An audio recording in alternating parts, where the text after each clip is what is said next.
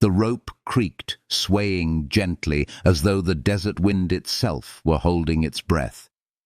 In the center of Prescott Square, 1885, men and women pressed shoulder to shoulder, their eyes wide beneath the brim of their hats, waiting for justice to drop through a wooden trap.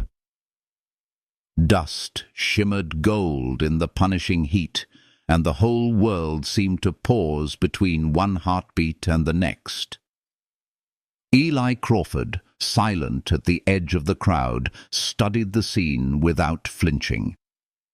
56 years of storms and blood and long silences had weathered his face, and though his heart had once been tender, grief had turned it into stone. He saw the outlaw's branded chest, the mark of the J. Estes gang, and in the hard glint of the condemned man's eyes, he recognized something terrifyingly familiar, defiance sharpened by despair. The crowd gasped when the trap fell. A single bird startled from the rooftops, wings flashing silver against a pitiless sky. Eli did not move. Justice, vengeance, retribution, it all blurred together at the end of a rope. Once upon a time, his Mary would have argued, her voice alive with warmth, that justice was what made men more than animals. But Mary's grave lay by the creek now, 5 years covered in grass and silence, and Eli had not spoken of hope since. He turned from the square as others lingered, his boots crunching against the sun-baked earth. The town smelled of sweat, leather and iron, life pressed close together, but his heart ached for the solitude of his ranch, where only wind and cattle filled the wide, empty hours. The road carried him out of Prescott, up toward the mountains where the land rolled wild and free, where creeks ran thin but steady, and a man could forget, at least for a while, the cruelty of other men. The Sleeping Ridge Ranch wasn't much, just 200 acres of scrub and stubborn grass, but it belonged to him alone. There, he found a strange kind of healing in the steady rhythm of fence posts, the lowing of cattle, the simple work that asked nothing of his soul except persistence. He told himself it was enough, that silence and distance could mend what fever and fate had stolen. Yet silence can be as sharp as a blade, and loneliness, though it never made a sound, cut deeper than any outlaw's knife. On a day heavy with heat, he found the wire cut clean, the metal glint of a rifle casing buried in the dust. Someone had trespassed across his land. Boot tracks staggered toward the old well at the northern boundary, prints uneven, as though left by a wounded spirit rather than a man. He followed, his revolver easy in his hand, not out of fear, but habit. The sky spun with vultures, circling black against the blinding sun, and at the edge of the well he found her.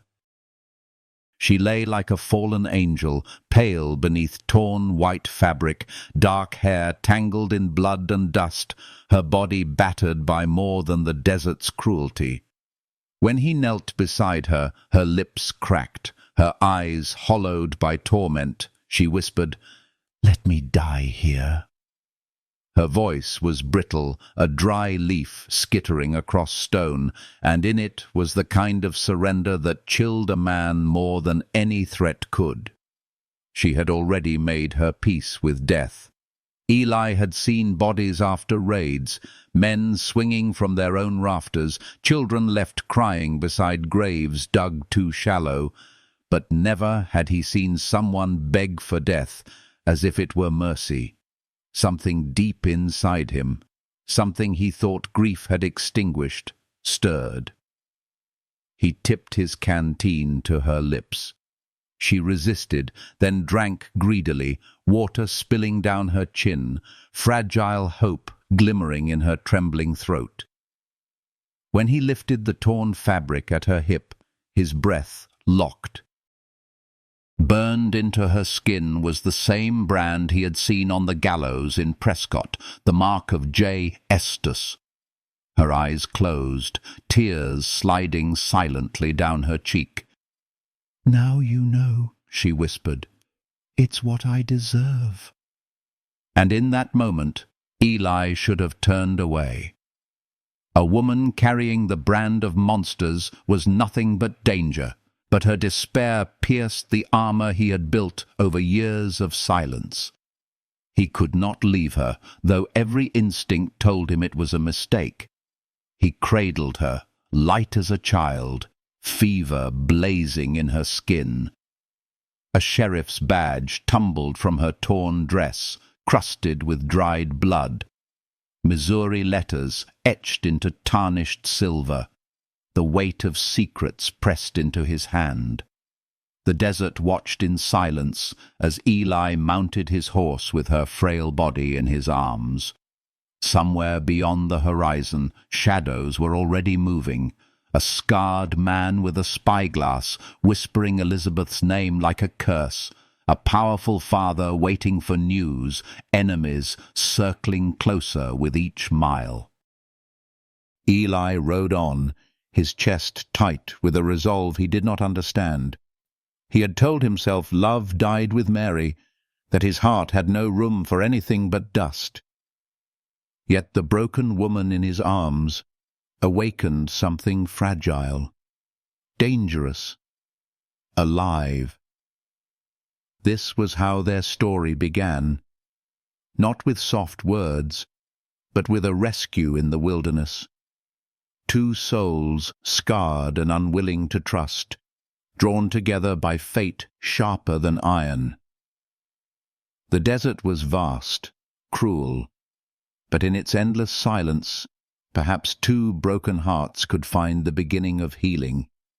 And if this story touches even a corner of your heart, let it stay alive. Share your thoughts in a comment.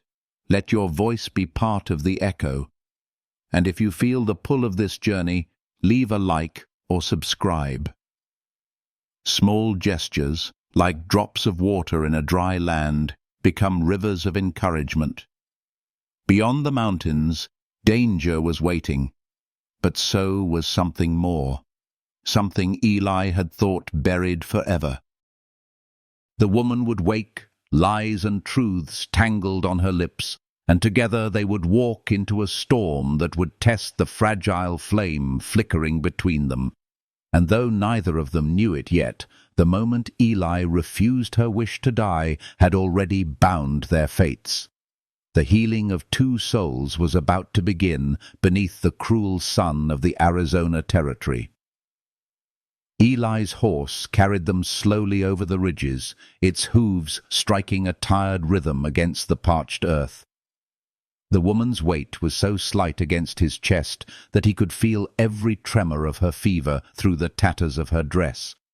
Her head lolled against his shoulder, strands of dark hair brushing his throat, warm in some places, cold in others, where sweat had dried. He tightened his arms around her, the old instinct of a man who had once held a family close, who had once been trusted to guard lives instead of bury them.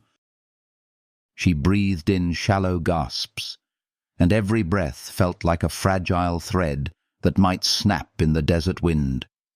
The sky was aflame with evening light by the time his ranch came into view.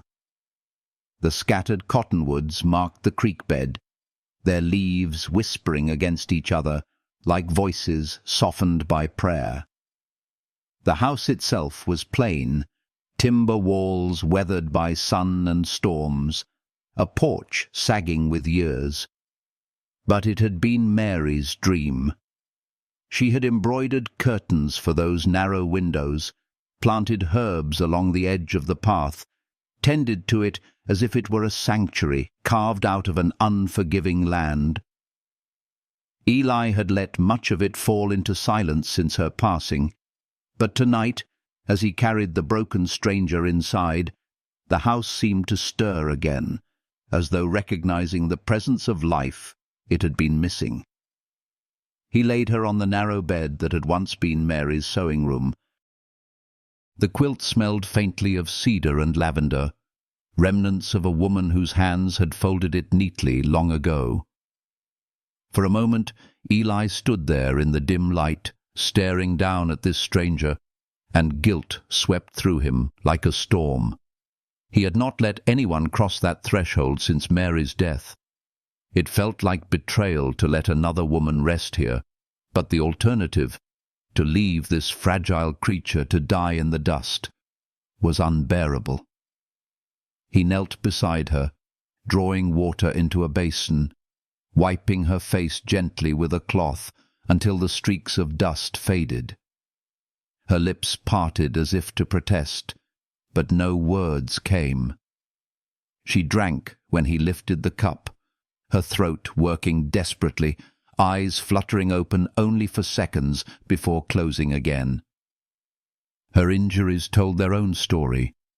Bruises like cruel fingerprints marred her skin. Her ribs lifted unevenly with each breath. The brand on her hip burned like an accusation, its scar angry and raw. Eli's hands, rough from rope and iron, moved with surprising care as he stitched a gash along her arm, binding it with strips of fabric torn from one of Mary's old dresses.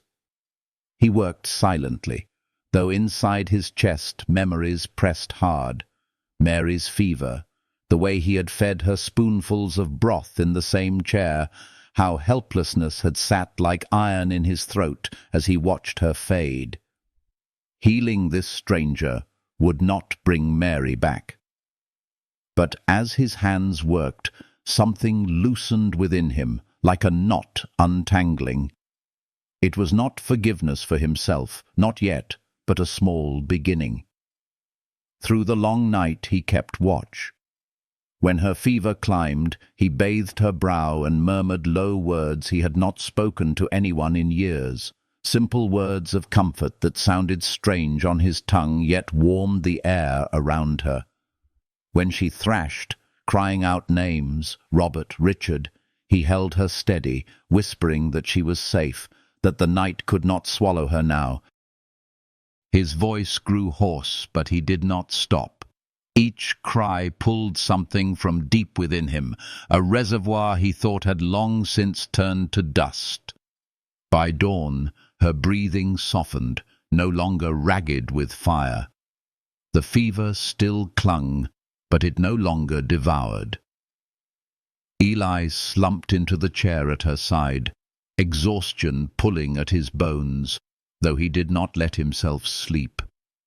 His blue eyes stayed fixed on her face, on the strange calm that had settled there as if she had surrendered to his care against her will. He realized, with a pang he could not name, that in saving her he had also lit a spark in himself, a fragile warmth that had been buried beneath years of silence. The days that followed stretched long and quiet. Eli tended to her with the steady rhythm of a man who had lived by routine, but now the routine carried new weight. He cooked broth and coaxed her to swallow. He cut bandages from fabric that still smelled faintly of Mary's chest of cedar, pressing the cloth against wounds that slowly closed. He spoke little, but when she stirred, when her eyes half opened, he found himself talking just to keep her tethered. He spoke of the cattle down by the creek, of the hawks that circled overhead, of the stubborn horse that always found a way to break the fence. Small things, ordinary things, but his voice filled the silence, and in speaking them aloud, he felt the air soften, the house grow warmer. On the third day, her fever broke with the last light of evening. Eli had dozed, chin tilted against his chest, when he felt her gaze on him. He opened his eyes to find hers, clear at last, though shadowed by exhaustion, watching him with a searching intensity. "You saved me," she whispered, her voice no stronger than the rustle of leaves outside. He poured water and handed it to her. "You're still breathing." "That's all I can claim." Her lips curved faintly, though her eyes were wary. "Most men would have left me there, after the brand." Her fingers moved instinctively toward her hip, but she stopped, curling her hand into the quilt instead. Eli rose, crossing to the window where the desert stretched amber and gold in the fading sun. "I'm not most men." Silence filled the space between them, thick with unspoken questions. At last he asked the one that had burned since the well, "Do you have a name?" There was a pause, long enough to feel like deception, before she answered. "Ruth," she said softly. "Ruth Taylor." The lie floated heavy in the air, but Eli said nothing. He had seen the badge fall from her dress, read the Missouri letters. He knew she carried more than bruises. Still, he let the name hang, respecting the shield she had wrapped around herself. "Well, Miss Taylor," he said quietly, "you can stay until you're strong enough to travel. After that, we'll talk proper about who you are and what kind of storm you might be bringing." She closed her eyes, relief and fear mingling across her features. Eli turned back to the window, his jaw tight, though in his chest something shifted. He knew already he would not turn her away, no matter the lies. The desert had set their paths crossing for a reason. He could feel it like the pull of water in a dry land, like a chance, small but real, for both of them to begin healing. The night settled over the ranch with a hush broken only by the soft breath of cattle and the whisper of wind through the cottonwoods. Eli remained on the porch, rifle laid across his knees, watching the horizon. He thought of the woman resting in Mary's old room, of the tears she had shed at the well, of the brand seared into her flesh. Danger was coming. He could sense it in the quiet. But for now, the only truth that mattered was that she was alive, and her presence had stirred life back into a heart that had long forgotten how to beat for anyone but ghosts. And so the days of solitude ended, not with thunder, but with a whisper. A broken stranger had stepped into his silence, and with her, perhaps, came the beginning of a story he had not dared imagine again. The healing of the heart was a slow journey, but with every sunrise that found her still breathing, Eli began to believe that even in the harshest desert, seeds could take root. And as he stood watching the horizon, the first fragile threads of a bond began weaving between them, threads that would hold even as storms gathered unseen beyond the mountains. The days unfolded slowly, like pages turned by a cautious hand, each one revealing a little more of the stranger's presence within Eli's quiet ranch. She was no longer a silent shadow on the bed. Strength crept back into her limbs, though her movements were still fragile, and she often had to brace herself against the edge of the table or the wall to steady her steps. Eli noticed how her hands, once trembling with fever, had begun to still when she reached for the cup of water he left by her side. He saw how her eyes, once clouded with delirium, now carried a cautious alertness, as though she were measuring every detail of her surroundings, and though she wore the name Ruth, it clung to her uneasily, like a borrowed garment, too loose in some places, too tight in others. In the early mornings, when the desert air still held the cool breath of night, Eli would rise with the cattle and prepare feed, his body moving with the same instinct it always had. Yet now, as he worked, he was aware of her gaze from the porch. She would sit wrapped in Mary's old shawl, her face pale but steady, watching him as though the simple act of a man tending to his land was something rare and worth memorizing. He did not speak of it, but he felt the warmth of her eyes following him. It was a comfort he had not known in years, quiet and healing, like sunlight slipping through shutters long closed. When she grew stronger, she began helping in small ways. She insisted on chopping vegetables for stew. Though her hands trembled so badly, Eli feared she would cut herself. He tried to take the knife from her, but she met his hand with a stubborn spark in her eyes. "Let me," she whispered, her voice soft but steady. He relented, watching her knuckles whiten against the blade's handle, and when she managed to slice the carrot cleanly, she smiled in a way that made something loosen in his chest. It was the first unguarded smile he had seen from her, fleeting yet luminous, like dawn over the desert hills.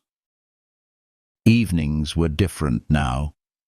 Once Eli had sat on the porch alone, his rifle across his knees, listening only to the sigh of the wind. Now she joined him, wrapped in the quilt, her hair catching the last embers of sunlight. She rarely spoke of herself, but sometimes her guard slipped. Once, as the sky bled into indigo, she murmured, "When I was a girl, I thought the horizon was endless. I thought if I could just keep walking, I'd find a place where no one could touch me." Her words carried both longing and sorrow, and Eli felt the truth in them, even without names or details. He did not press her. Instead, he said simply, "The desert has a way of making a person feel both free and trapped all at once." She turned to him then, her eyes glistening, and for a moment they shared a silence that was not empty but alive, filled with unspoken understanding.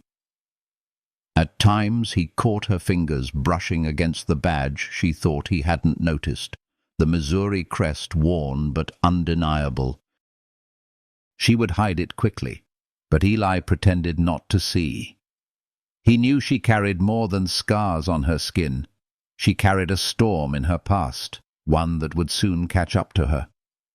Yet something inside him, something steady and fierce, whispered that whatever storm she bore, he would not let it take her alone. The first real laughter came on a morning when Eli saddled his horse. She had walked out, leaning slightly on the porch rail, her steps still careful but determined. "I used to ride," she said, her voice carrying a fragile pride. "Not well, but enough to stay on." He studied her, then nodded toward the horse. With his steady hands, he lifted her gently into the saddle, her body light against his strength.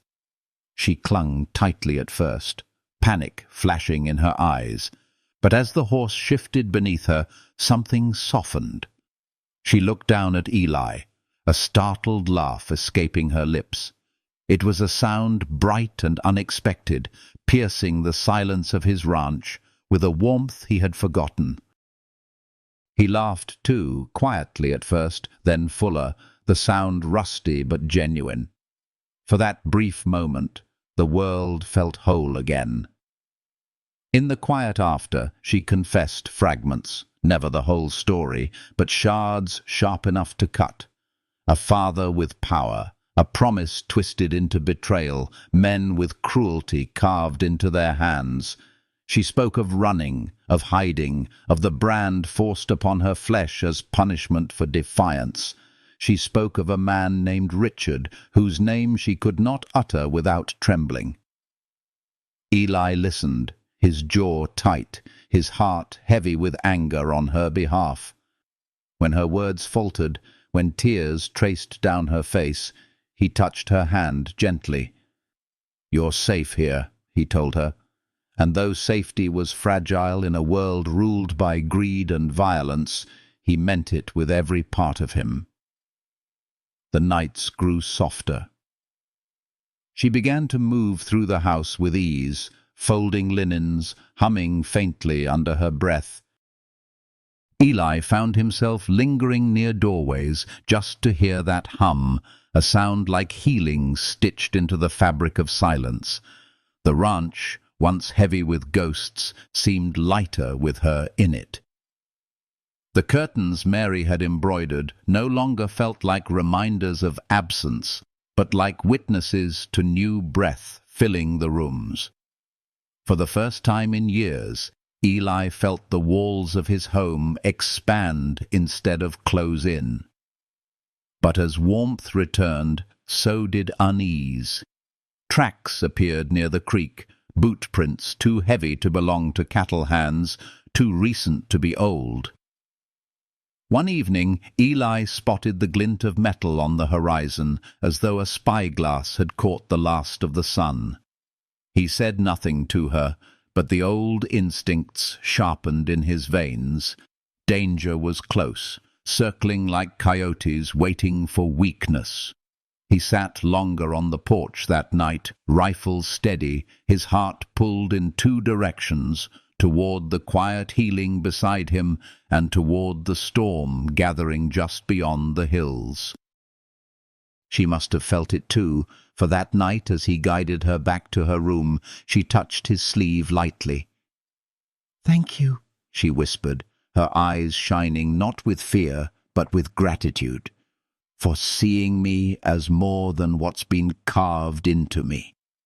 Her words pierced deeper than any wound he had known. He nodded, unable to answer, but inside him something long buried stirred to life. The desert was vast and merciless, but beneath its stars Eli felt a fragile bond weaving between them, one that no outlaw's brand or broken past could erase. It was not yet love, but it was something near to it, something steady, like water trickling through stone, carving a path where none had existed.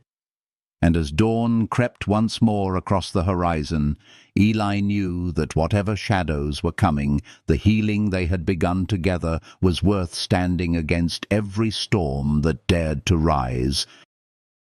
The summer sun fell in long golden sheets across the land, drawing shadows that stretched like ribbons over the wide open plains. The days passed with a rhythm that was unfamiliar to Eli, no longer the hollow cadence of loneliness, but something gentler, woven with the sound of another presence moving within his home. She walked more easily now, her steps surer, the bruises fading into faint marks upon her skin. Yet though her body healed, the weight in her eyes told him the soul within carried scars that no bandage could mend. He did not ask her to explain. He simply let her linger where she wished, filling the silence with her presence, which was in itself a kind of healing. In the mornings he would find her by the porch, watching the sun climb above the horizon with a quiet wonder, as though she had never truly seen light before. Sometimes she hummed softly to herself, a tune with no clear melody, but it carried warmth into the air and softened the edges of the day. Eli, saddling his horse or hauling feed, would pause for a moment to listen, the simple sound reminding him that even silence could bloom when touched by kindness. He did not tell her how much it mattered. Instead, he allowed it to seep into him, like water trickling into dry earth, reviving a part of him long thought barren. They began to share meals at the same table, though conversation was spare. She would glance at him when she thought he wasn't watching, her gaze lingering on the scars along his hands, the crease between his brows that deepened whenever he thought too hard on something. And though she remained cautious, as if still hiding within the walls of her own secrets, she smiled more often now. The first time he saw her laugh, genuine, free, unguarded, it startled him, like a bird taking flight in the stillness of dusk. Her laughter filled the small kitchen, and Eli found himself smiling too, though the sound of his own laughter felt strange in his chest, as though it belonged to a younger man he barely remembered. Her lies remained, fragile but deliberate. She still called herself Ruth, though he had no need to press for the truth. He knew her name carried history, danger, perhaps betrayal, but he let her hold it close as armor. What mattered was that here, in this quiet place, she was safe, and in safety something tender had room to grow. She began helping with small chores, kneeling beside him to sort beans, mending a shirt of his with careful stitches. The sight of her bent over his clothing, her slender fingers working thread through fabric, stirred something in him that felt achingly familiar. Once Mary had done the same, and the memory came not as a sharp pang but as a soft echo, blending past and present into something that felt almost whole. In the evenings, when the work was done, they sat on the porch together, the sky unfolding vast and jeweled above them. He would point out constellations, old names he had learned from cowhands long ago. She listened intently, her gaze following where his rough hand traced invisible lines across the heavens. "It feels like they're watching," she whispered one night, her voice low, carrying both awe and sorrow. "Like they see everything we've lost." Eli glanced at her, and though the starlight softened her features, he could see the pain shadowing her expression. He wanted to tell her she was not alone beneath that endless sky, but instead he only reached out and let his hand rest lightly over hers. The warmth of her skin was answer enough. One afternoon, while drawing water from the well, she faltered. The bucket slipped, the rope burning against her palms. Eli was there in an instant, steadying her, his hand closing around hers. The closeness lingered longer than necessity demanded, and in her eyes he saw gratitude mingled with something more fragile, more dangerous.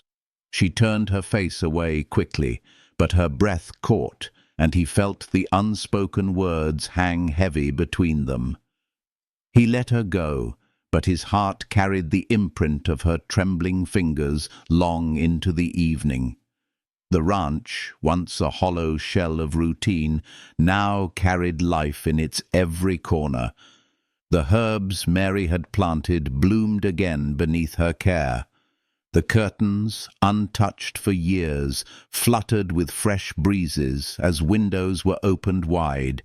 Even the cattle seemed calmer, as though sensing the change. Eli found himself humming while he worked, something he hadn't done since before grief had hollowed him out. Healing was happening in quiet ways, threading itself through the days, weaving them closer together. Yet shadows pressed near. Twice, Eli found tracks along the far fence line. Too many men, moving too close. Once, in the distance, he caught the sharp glint of glass, a spyglass aimed their way before vanishing behind the hills. He said nothing to her, though his jaw set tighter each evening as he sat longer with his rifle across his knees. She sensed it, of course. Her eyes lingered on him when he returned from patrols, her mouth pressing into a line of unspoken fear. Still, she never confessed more than fragments, never opened the whole wound for him to see. One night, as the desert cooled and coyotes cried against the horizon, she stepped quietly onto the porch where he sat guard. Wrapped in the quilt, her hair loose against her shoulders, she looked less like the broken woman he had carried from the well, and more like a soul caught between past and future. She stood beside him for a long moment before whispering, "I never meant to bring danger to your door." Her voice trembled, a confession buried beneath layers of shame. Eli turned to her, his eyes steady. This land has known danger long before you stepped onto it. You didn't bring it. You just made me care again about what might come." Her breath hitched, and tears welled in her eyes, but she did not look away. She sat beside him, her shoulder brushing his arm, her presence leaning into his strength. The silence that followed was not heavy, but alive, filled with the quiet recognition of two broken lives finding solace in each other's company. The desert stretched endless before them, but here, on that porch, something fragile yet unshakable was growing. It was not yet spoken aloud, not yet declared, but it lived in every glance, every touch, every moment they chose not to turn away. And though both carried wounds that time alone could not erase, together they were beginning to believe in the possibility of something new, something gentle, something healing, rising from the ashes of their pain. Beyond the horizon, storm clouds gathered, unseen but inevitable. Yet for that moment, with her hand resting quietly in his, Eli allowed himself to hope. And in her eyes, shadowed yet luminous, he thought he saw the same hope reflected back, fragile but alive, as if the desert itself had breathed it into being. The morning came with the soft weight of fog clinging low over the land, a rare veil across the Arizona desert that hushed the earth in pale silver. Eli rose before dawn, as he always did, but when he stepped outside, he found her already awake, standing barefoot on the porch with the quilt wrapped around her shoulders. Her hair caught the thin light, her face turned toward the horizon as though listening for something only she could hear. He paused, struck by how the quiet wrapped itself around her, how she seemed to belong to the land in that moment, not as a stranger, not as someone chased by shadows, but as a part of it, like the cottonwoods that clung stubbornly to the creek bed. She noticed him and offered a small smile, fragile yet sure. "It's beautiful," she whispered, her voice softened by awe. "The world feels gentler in this light." Eli nodded, though he did not say that she was the one who made it so. Instead, he brought her a mug of coffee, steam rising into the cool morning, and together they stood side by side, sipping in silence. The warmth of the drink seeped into their hands, but it was the quiet companionship that settled deepest, a kind of peace neither had known for too long. Later, as the sun burned the fog away, they worked side by side with the small tasks of the ranch. She gathered eggs from the hens, her laughter surprising even herself when one stubborn bird pecked at her hand. Eli, repairing the fence line nearby, heard that laughter and felt it echo within him like a bell rung long after silence. It reached places in him untouched by years of grief, places that stirred with something tender and dangerous.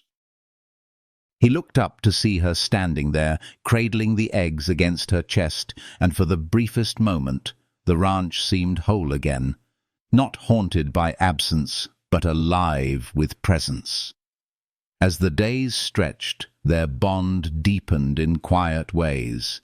He showed her how to guide the horse with a gentle hand rather than force, and she listened, her fingers brushing the reins with the same care she now showed herself. In the evenings, she read aloud from one of Mary's old books, her voice weaving through the air like a melody, filling corners of the house that had been silent for too long.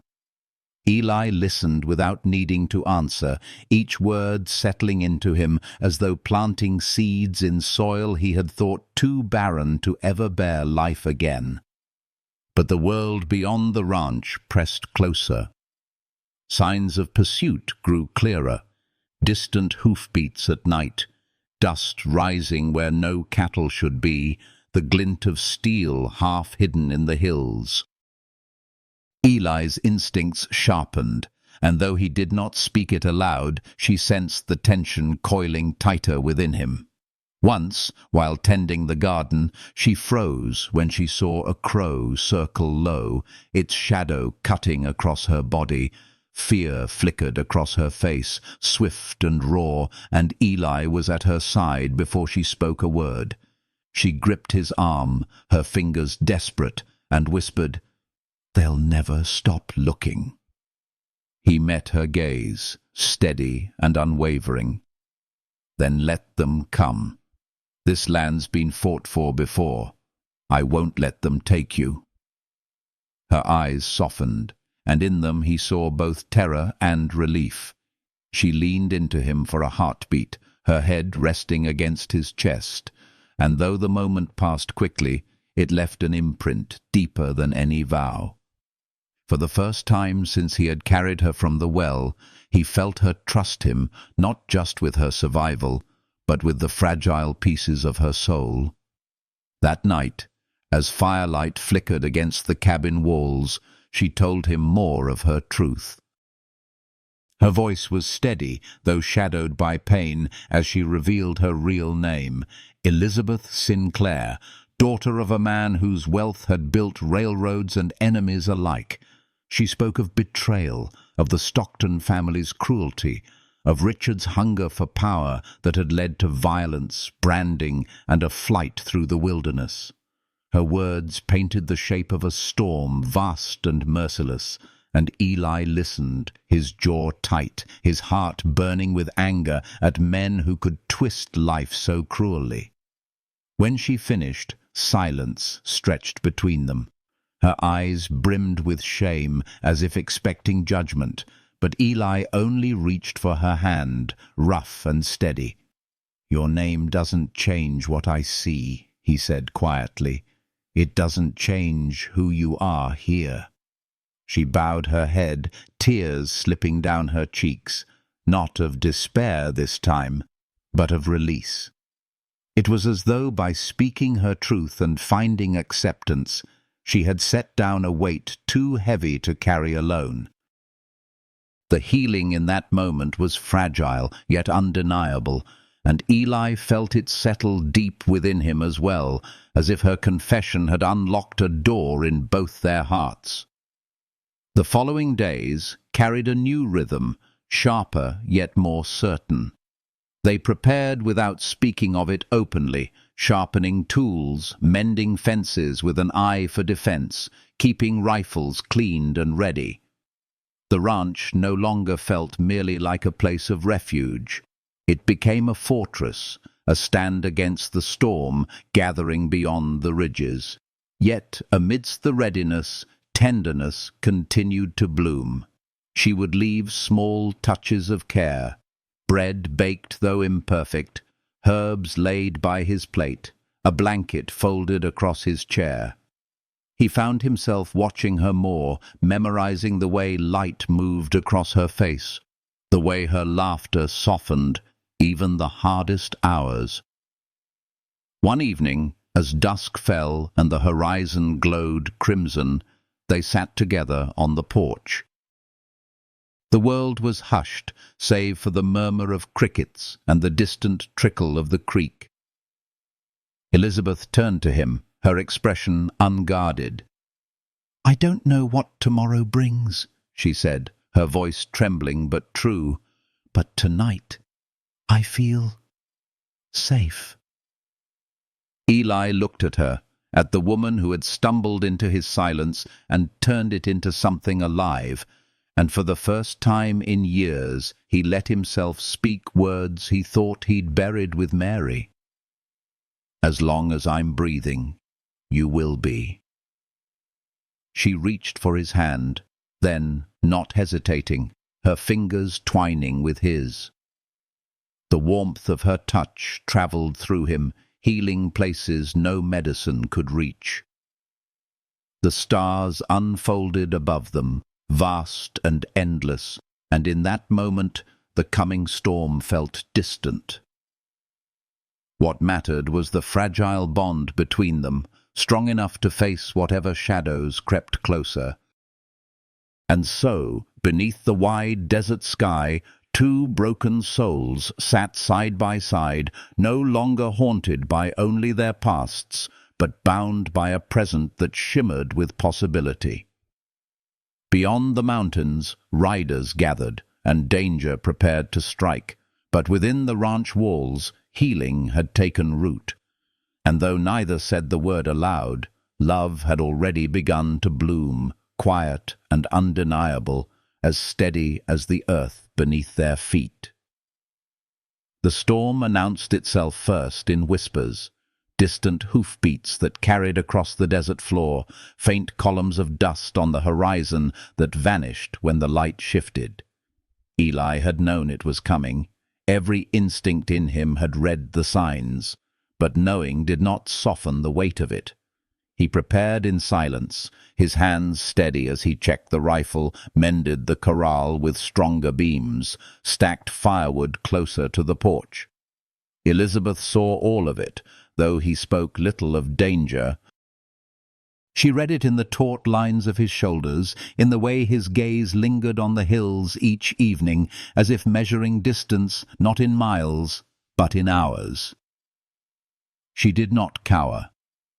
Instead, she chose to step closer, her presence filling the ranch with a strength that startled him. She began to ride with him at dawn, her frame still slim and healing, but her will unyielding.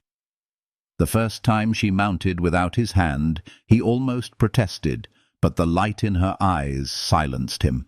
She swayed in the saddle, determined, her laughter rising when the horse obeyed her touch. That laughter, fragile and radiant, carved itself into Eli's memory more deeply than any scar he carried. As the days drew darker, they drew closer together.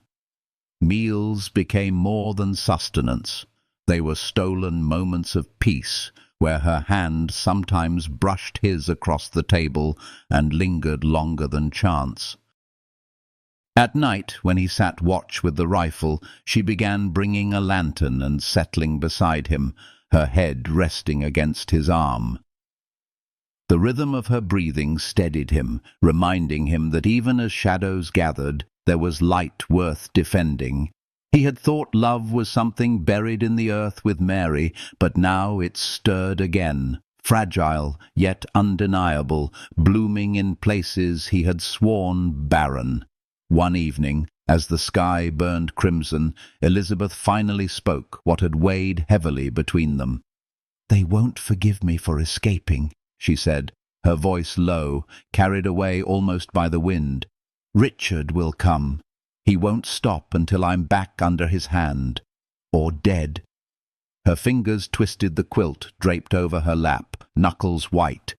Eli set his rifle aside and reached for her hand, his rough palm enclosing hers. "You're not theirs anymore," he said simply.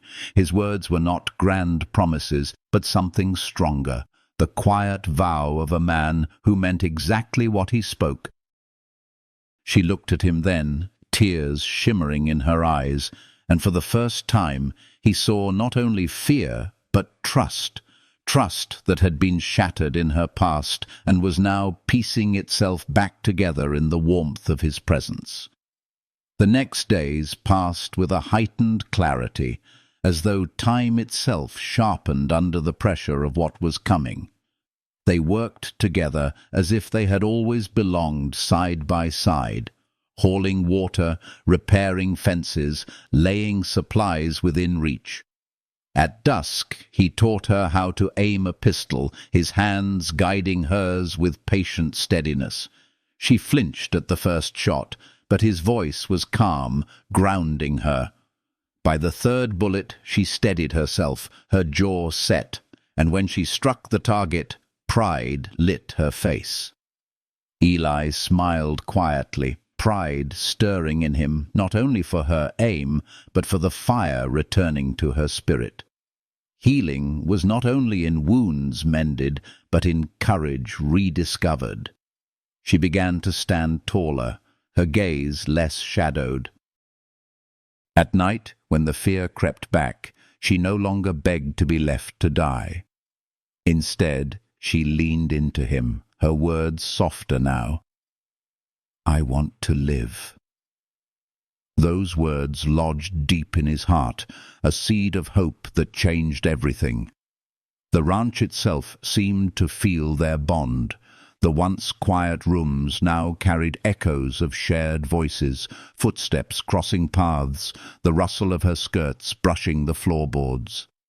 The air was warmer, filled with scents of herbs she had revived in Mary's old garden, meals simmering with care. Eli often found himself pausing at the doorway, watching her as she moved about, the sun painting her hair in hues of copper and gold. In those moments he felt something that went beyond gratitude. It was reverence, a recognition that life had returned not just to the house, but to his very soul. Yet the signs of danger grew louder. Fresh tracks crossed the northern ridge, the prints of at least 6 horses. One afternoon, Eli found a cigarette stub near the creek, still warm. He pocketed it without a word, but that night his patrol was longer, his steps heavier. Elizabeth noticed. She always did. She did not ask him to promise safety, only pressed her hand lightly to his arm before bed, her touch grounding him in a way no weapon ever could. On a night when the stars were hidden by heavy clouds, Eli returned from a long watch to find her still awake, sitting by the fire with a book in her lap. She looked up, her eyes reflecting the flames, and whispered, "If I hadn't met you, I would already be gone." The words were raw, without pretense, carrying all the weight of truth. Eli crossed the room slowly, knelt beside her, and brushed a loose strand of hair from her cheek. "Then I reckon I was meant to find you," he murmured. The warmth between them deepened, filling the silence more fully than any declaration could. She leaned into him, her forehead against his, their breaths mingling. And for the first time since Mary's passing, Eli let his heart open fully. It was not betrayal of the past, but the beginning of something new, born from ashes yet alive, fragile yet enduring. Beyond the horizon, the storm gathered strength. Hooves would thunder, guns would roar, and choices would demand blood. But within the walls of the ranch, a love rooted in healing and defiance had taken form. And as Elizabeth's hand slid into his, her grip firm and steady, Eli knew they would face whatever came not as 2 lost souls, but as one, bound together by the desert, by pain, by hope, and by a love fierce enough to stand against the darkness. The storm broke with no warning except the sudden hush of the desert, as though the land itself held its breath. Eli had been waiting, every nerve taut, rifle close at hand, but even he could not deny the chill that swept through him when the first dark riders crested the ridge. Dust trailed behind them like the tail of some great beast, their silhouettes sharp against the dying light. Elizabeth stood beside him on the porch, her face pale but steady, her hand clutching the small pistol he had taught her to use. She did not tremble now. She was no longer the broken figure he had carried from the well, but a woman standing in her own fire, ready to fight for her right to live free. The first shots rang out, echoing across the wide plain. Eli returned fire with the precision of a man who had lived too long with violence, each crack of his rifle an anchor in the chaos. Elizabeth knelt beside the porch rail, her breath quick but even, firing only when he called out a mark. She hit once, and the cry of a wounded horse split the night, scattering the line of attackers. Pride surged in Eli's chest, even as the danger pressed closer. They fought as one, their movements weaving together like threads of the same fabric. Hours bled into each other in the haze of smoke and shouting. Flames from lanterns toppled in the barn, sparks lighting the sky. Eli's body bore new wounds, grazes along his arm, the sting of a bullet that had grazed his side, but he moved through pain as though it were a familiar companion. Elizabeth's hair clung to her face, her lips bloodless, yet her eyes blazed with a determination that no outlaw could break. She reloaded again and again, her hands steady even as her body shook with exhaustion. When the riders finally retreated into the darkness, leaving silence heavy as ash, Eli staggered against the porch post. Blood seeped from his side, hot and insistent. Elizabeth dropped the pistol and caught him, her small frame straining beneath his weight. "You're hurt," she whispered, fear flooding her voice now that the danger had passed. But Eli, even through the haze of pain, managed a faint smile. "Still standing," he murmured, his hand brushing hers, grounding her. She pulled him inside, her hands working with desperate care. By the fire's flicker, she cleaned his wounds, her tears falling unchecked. "I can't lose you," she said, her voice breaking. The words were a confession, torn raw from her soul. Eli's gaze softened, and with a strength that surprised even himself, he reached up, cupping her cheek with his blood-stained hand. "You won't," he whispered. "Not tonight. Not ever, while I've got breath left." The vow hung between them, sacred in its simplicity, more binding than any prayer. She bent close then, her lips brushing his in a kiss, trembling with fear, relief, and a love that could no longer be hidden. It was a kiss that stitched the fractures in both their hearts, a kiss that turned the room into something alive with healing.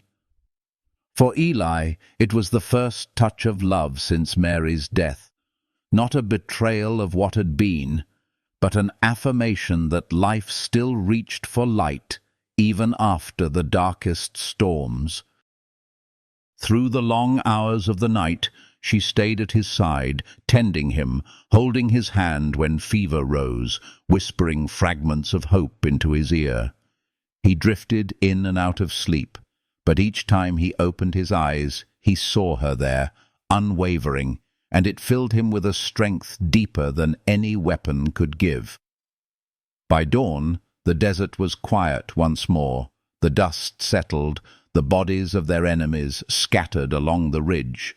The air smelled of smoke and blood, but also of something enduring, victory, fragile yet real. Eli sat weak but upright, Elizabeth's hand still clasped in his. She looked at him with eyes that no longer hid anything. "We survived," she whispered, wonder breaking across her features. Eli nodded slowly, his gaze steady on hers. "We did, and we'll keep surviving, together." The word lingered, wrapping around them like the first warmth of morning. Together. It was no longer a question, no longer something fragile waiting to be broken. It was a truth forged in fire and blood, tempered by trust, bound by the healing that love alone could give. Outside the sun rose, its light spilling over the land, gilding the ranch in gold. Though the horizon still carried shadows, in that moment they were no longer two souls wandering alone. They were one, standing against the world, their hearts tied by something stronger than fear. And as Elizabeth leaned against him, her head resting over the steady beat of his heart, Eli knew that even if storms returned, even if danger pressed again, they had already found the one thing that could never be taken, the beginning of a love that was fierce, tender, and eternal. The days that followed the battle felt strangely fragile, as though the desert itself exhaled after holding its breath for too long. Smoke still lingered in the air, curling from the charred edges of the barn, and the earth bore scars of gunfire and hoofprints. Yet within those scars, life pulsed quietly, resilient and unyielding. Eli moved slowly, his wounds wrapped in clean cloth, his body weakened, but his spirit steadied by the presence of the woman who rarely left his side. Elizabeth cared for him with a devotion that seemed to mend not only his body, but the deep fractures of his soul. She washed the blood from his clothes, sat with him during long silences, and filled the air with her voice when the quiet grew too heavy. Her tenderness became a kind of healing that reached beyond flesh, a salve for years of grief and loneliness. The ranch, though scarred, did not fall silent. With every sunrise, work returned, mending fences, tending to cattle, rebuilding what had been burned. Elizabeth moved with quiet determination, her once fragile body now steadier, her hands learning the rhythm of the land. Eli watched her sometimes, his chest aching with a mix of pride and wonder. She no longer seemed like a fugitive running from her past, but rather a woman carving out her future, each act of labor anchoring her more deeply to this place they now shared. And though shadows of danger still lingered beyond the horizon, there was peace in knowing they had faced the worst together and emerged unbroken. Evenings were their sanctuary. As the sun bled gold and crimson into the sky, they would sit on the porch, the air scented with sage and cedar smoke, the world softening into calm. Elizabeth often leaned into Eli, her head resting against his shoulder, while his arms circled her waist in a gesture both protective and tender. They spoke little of the past, for the wounds it carried were already written on their skin and hearts, but they spoke of the future in quiet tones, of planting more herbs come spring, of repairing the orchard that had long since withered, of building something that was theirs alone. In those whispers, love took on shape and permanence, transforming from fragile thread to enduring bond. One night, under a sky swollen with stars, Elizabeth turned to him, her eyes luminous. "I thought I would never belong anywhere again," she confessed, her voice trembling with the weight of her truth. "But here with you, I feel whole." Her words hung in the air like a prayer. Eli's gaze softened, his roughened hand reaching for hers. "This land was waiting for you," he murmured. "So was I." Their kiss that followed was slow, tender, not born of desperation, but of certainty, a vow woven not from words, but from the joining of two souls who had found each other against all odds. Seasons began to turn. The sharpness of summer gave way to the cooler breath of autumn, and the desert grasses shifted to muted gold. Life settled into rhythm, and with it trust deepened into love that no longer needed to be spoken to be understood. Elizabeth laughed more easily now, her voice echoing through the house that once knew only silence. Eli, once a man carved from solitude, found himself softened, his eyes warming whenever they met hers. Together they healed, not completely, for scars would always remain, but enough that the wounds no longer ruled them. They carried their pain like weathered stones, heavy yet shaped into something they could build upon. And when storms threatened, as storms always do, they faced them not as two lost souls, but as one united flame. For love, once fragile, had rooted deeply in the soil of hardship and grown into something unbreakable.